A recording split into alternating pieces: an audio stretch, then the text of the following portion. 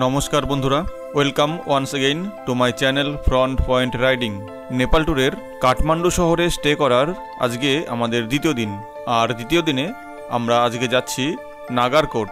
কাঠমান্ডু থেকে almost 27 kilometres north সাইডে নাগারকোট নামে একটি ছোট্ট অফবিট ট্যুরিস্ট ডেস্টিনেশন রয়েছে। আজকে আমাদের গন্তব্য হলো সেই নাগারকোট। তবে প্রথমেই বলে রাখি, নাগারকোটে ট্যুরিস্ট অ্যাট্রাকশন বিশেষ কিছু নেই। হাতে গোনা 2-3টি স্পট রয়েছে, সেগুলোই আমরা কভার করব। সাইট সিন স্পটগুলোর মধ্যে অন্যতম হলো নাগারকোট শহরে যাওয়ার আগে রাস্তার ধারে একটি মেটালের অর্থাৎ লোহার তৈরি সাসপেনশন ব্রিজ বা ঝুলন্ত ব্রিজ, যেটা দুটো পাহাড়কে যুক্ত করেছে। এছাড়া নাগারকোটের অন্যতম আকর্ষণ হলো একটি হিলটপ থেকে সানসেট এবং সানরাইজ দেখা। নেপালের যে সুন্দর সানসেট এবং সানরাইজ পয়েন্টগুলো রয়েছে নাগারকোট তার মধ্যে একটি অন্যতম, সেটাও এই ভিডিওতে আমি আজকে কভার করব। তো যাই হোক বন্ধুরা, আজকে আমরা যাচ্ছি Nagarkot, one of the most popular offbeat tourist destination of Nepal.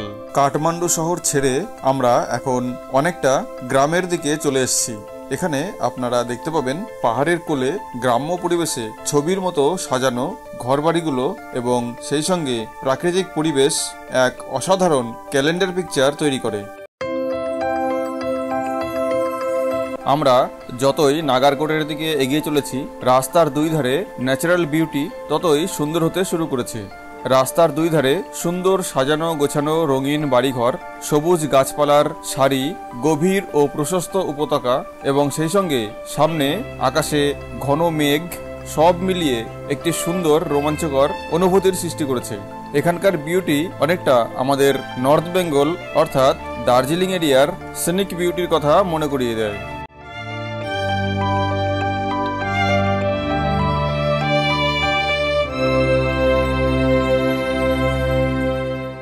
এখন ছবিতে যেটা দেখছেন এটাই হলো নাগারকোটের সেই বিখ্যাত সাসপেনশন ব্রিজ। লোহার তার, লোহার পাতি এবং জাল দিয়ে তৈরি সম্পূর্ণরূপে ঝুলন্ত একটি ব্রিজ, যেটা একটা পাহাড় থেকে আরেকটা পাহাড়কে যুক্ত করেছে এবং তার মাঝে রয়েছে একটি গভীর ভ্যালি এবং সেই ভ্যালির মধ্য দিয়ে বয়ে যাচ্ছে একটি নদী। এই ব্রিজটি অলমোস্ট 250 মিটার লম্বা। এই দিকটা কাঠমান্ডু, এইখান থেকে রাস্তাটা গিয়ে এই দিকটা চলে যাচ্ছে সোজা নাগারকোটের দিকে। আর এই মোড়টাতে এইখানে গাড়ি পার্কিংয়ের জায়গা, আর এই মোড় থেকে এই দিকে নেমে যাওয়ার একটা রাস্তা আছে। এই রাস্তা দিয়ে ওই সবাই যাচ্ছে। এই রাস্তা দিয়ে নেমে গেলে সেই ঝুলন্ত সেতুটা পাওয়া যাবে। তো আমরা এখন যাচ্ছি। নামার সময় রাস্তাটা একটু বেশ স্টিপ আছে, খুব সাবধানে নামতে হবে। মেন রোড থেকে এই যে রাস্তাটা দেখছেন জিগজ্যাগ প্যাটার্নে ক্রমাগত নিচের দিকে নেমে গেছে আপ টু হ্যাঙ্গিং ব্রিজ।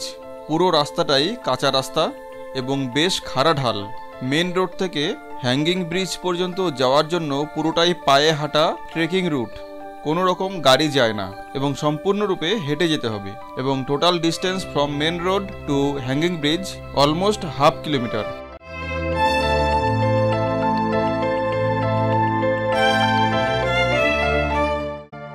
যেতে যেতে পথের পাশে 2-1টা হোমস্টেও চোখে পড়ল। অনেকেই এখানে নাইট স্টে করে থাকেন। এছাড়া ব্রিজ পর্যন্ত পৌঁছানোর আগে রাস্তার ধারে আপনারা দেখতে পাবেন ঘন জঙ্গলে ভরা অসাধারণ সিনিক বিউটি। ঘন জঙ্গলের মধ্য দিয়ে রাস্তাটা ক্রমাগত চলে গেছে নিচের ওই ভ্যালির দিকে, যেখানে হ্যাঙ্গিং ব্রিজটা লোকেটেড। এই দেখুন সামনে ঝুলন্ত ব্রিজ বা হ্যাঙ্গিং ব্রিজ। এইখান থেকে স্টার্ট হয়েছে, দিয়ে এইভাবে ওই পাহাড়ের দিকে চলে গেছে। আর তার নিচে প্রচণ্ড গভীর একটা খাদ, ভীষণ গভীর। এ হচ্ছে হ্যাঙ্গিং ব্রিজ।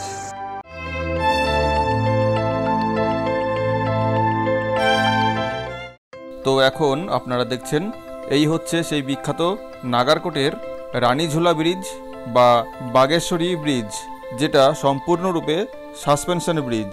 আর আমি এখন রয়েছি সেই ব্রিজের উপরে। আমি এখন ব্রিজটা ক্রস করে ব্রিজের অপর প্রান্তে যাওয়ার চেষ্টা করব এবং পুরো ব্রিজটাকে ভিডিওতে কভার করব, যাতে আপনাদের সুবিধা হয়। এই যে ব্রিজটা দেখছেন এর লেংথ 250 মিটার, যেটা দুটো পাহাড়কে যুক্ত করেছে। এই দিকে দেখুন একটা ভ্যালি, আর নিচে একটা বিশাল গভীর খাদ। এই ব্রিজ এপাশেও তাই। এই যে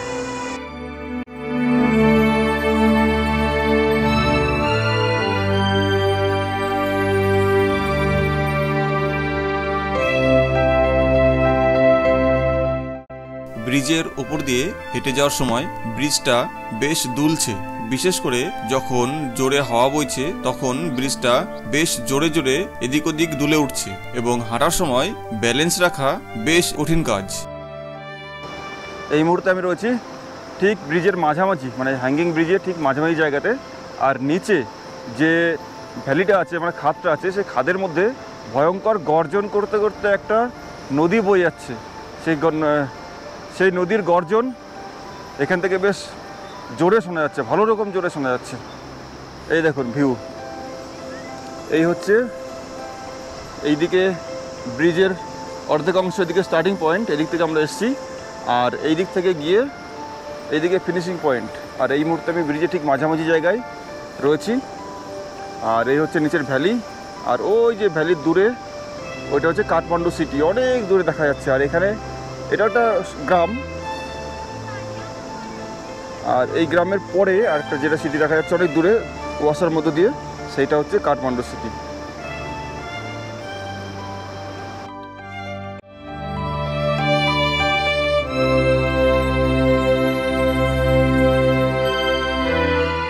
এখন এই মুহূর্তে আমি রয়েছি ব্রিজের অপর প্রান্তে, অর্থাৎ ফিনিশিং পয়েন্টে।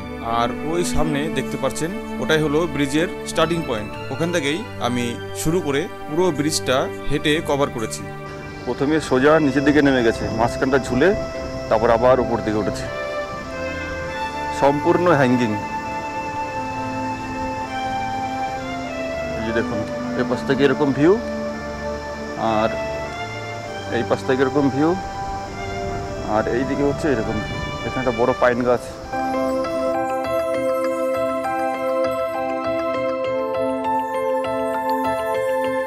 নাগারকোটের সাসপেনশন ব্রিজ এক্সপ্লোর করার পর আমরা এখন চলে এসেছি আজকের লাঞ্চের জন্য। একটি রোড সাইড রেস্টুরেন্টে আজকে আমরা লাঞ্চ করব। আর ডাইনিং হলের এখান থেকে এইখানে একটা খুব সুন্দর ভিউ আছে। এই দেখুন, দারুণ একটা ভিউ বাইরে, কিন্তু মেঘ করেছে, অন্ধকার হয়ে গেছে, ভালো বোঝা যাচ্ছে না। নিচে একটা গভীর খাদ, ভ্যালি, ওইখানে হ্যাঙ্গিং ব্রিজটা আছে, ওইখানে হ্যাঙ্গিং ব্রিজটা আছে। আর এখান থেকে এসে জাস্ট এখানে রেস্টুরেন্ট। আজকে আমাদের লাঞ্চের মেনু: ভাত, ডাল, সবজি, চাটনি, স্যালাড। Okay, let's eat. নাগারকোটের বিখ্যাত হ্যাঙ্গিং ব্রিজ দেখা এবং সেই সঙ্গে রোড সাইড রেস্টুরেন্টে লাঞ্চ করার পর এখন আমরা চলে এসেছি নাগারকোটের মূল শহরে। এখানে এসেই আমরা প্রথমেই হোটেল বুক করে নিলাম। আর আমাদের হোটেলের নাম হচ্ছে মিলেনিয়াম ইন ব্লু। এই হোটেলটা আমরা আগে থেকে বুক করিনি, স্পটেই বুক করেছি এবং হোটেল ফেয়ার ইন্ডিয়ান টাকাতে 600 টাকা করে পার রুম। হোটেলে চেক ইন করা এবং ফ্রেশ হওয়ার পর ঘণ্টাখানেকের মধ্যেই আমরা চলে এসেছি নাগারকোটের বিখ্যাত সেই সানসেট এবং সানরাইজ পয়েন্টে।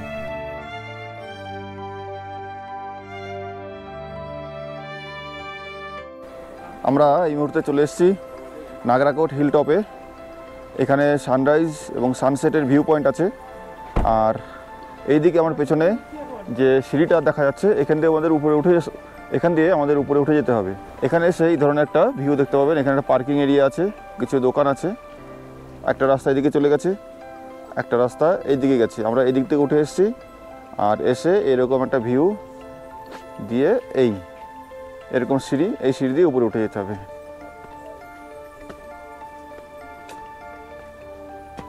অনেকগুলো সিঁড়ি ভেঙে উপরে উঠতে হবে। এই জায়গাটা উপরে একটা মন্দির আছে, সানসেট ভিউ পয়েন্ট এবং সানরাইজ ভিউ পয়েন্ট দুটো একই জায়গাতে, একই পয়েন্ট। নাগারকোটের আরও একটি বিশেষ উল্লেখযোগ্য ট্যুরিস্ট অ্যাট্রাকশন রয়েছে, সেটা হলো নেপালের লংগেস্ট জিপ লাইন এই নাগারকোটেই অবস্থিত। তো যাই হোক, আমরা এখন চলেছি সিঁড়ি ভেঙে নাগারকোটের সেই সানসেট এবং সানরাইজ পয়েন্ট দেখার জন্য। আর সানসেট এবং সানরাইজ পয়েন্টে পৌঁছাতে গেলে মেন রোড থেকে অনেকগুলো সিঁড়ি ভেঙে ওপর দিকে উঠতে হয়, এবং ওপরে উঠেই দেখতে পাবেন হিল টপের উপরে একটি টাওয়ার করা আছে, এবং টাওয়ারের ওপর থেকে চারিদিকের যে সিনিক বিউটি ভীষণ রোমাঞ্চকর। এইখান থেকে সিঁড়ি দিয়ে উঠে এলাম, উঠে এসে এই যে এইটা হচ্ছে হিল টপ, আর হিল টপের এখানে ওই যে একটা টাওয়ার, এই টাওয়ারের মাথায় উঠে সানসেট এবং সানরাইজ দুটোই দেখা যায়।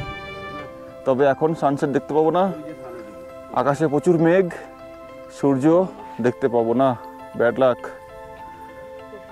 এই দিক দিয়ে সানসেট হচ্ছে, আকাশটা হালকা লাল দেখা যাচ্ছে, কিন্তু সানসেট দেখা যাবে না। এই হচ্ছে হিলটপ, নাগরাকোট হিলটপ। আপনি চাইলে হিলটপের টাওয়ারে উঠে সানসেট এবং সানরাইজের আনন্দ নিতে পারবেন, তবে যদি ওয়েদার ভালো হয় তবেই, এবং সেই সঙ্গে চারিদিকের যে ন্যাচারাল বিউটি সেটাও অনুধাবন করতে পারবেন।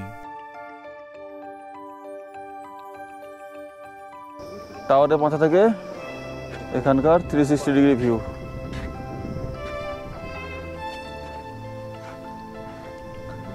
ওইখানে একটা বাড়ি আছে পাহাড়ের মাথায়, খুব সুন্দর একটা পরিবেশে বাড়ি। এই দিকটায় সানসেট হওয়ার কথা, লাল হয়ে রয়েছে কিন্তু দেখতে পাচ্ছি না।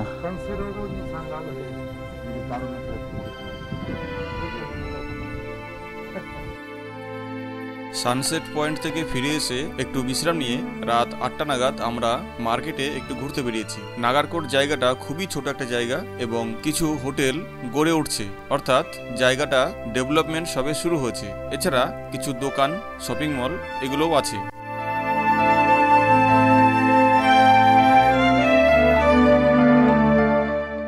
নাগারকোটে আরও একটা জিনিসের সন্ধান দেব, সেটা হলো খাবার হোটেল। এখানে দেখুন, হোটেল মারিগোল্ড নামে একটি রেস্টুরেন্ট আছে। আপনারা যারা নাগারকোট আসবেন এই হোটেলটাকে একবার ট্রাই করতে পারেন। এখানকার খাবার দাবার খুবই ভালো, পরিষ্কার পরিচ্ছন্ন, এবং দাম একদমই রিলায়েবল।